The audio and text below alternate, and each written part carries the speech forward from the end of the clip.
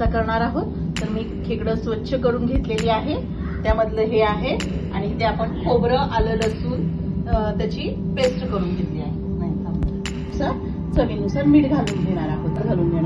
चमचा आलं लसणाची पेस्ट घालणार आहोत. त्याला लावून घेणार आहोत. तेल घालूया. मटण घालून घेणार आहोत. छान परतून घ्यायचं. तेल सुटलेलं आहे तर घालून घेऊया. परतून घेणार आहोत.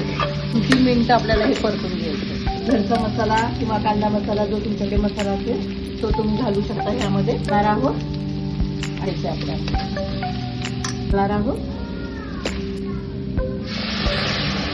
मध्ये पण आपण थोडंसं गरम पाणी घालून हे यामध्ये घालू. हवाय किंवा पातळ हवाय त्यानुसार ही भाजीचं तुम्ही पाणी घालू शकता. लक्षात ठेवून आपण थोडं मीठ घालूया. तर 4 ते 5 शिट्ट्या काढून घेऊया. खेकड्याची भाजी आपली रस्सा तयार झाला आहे.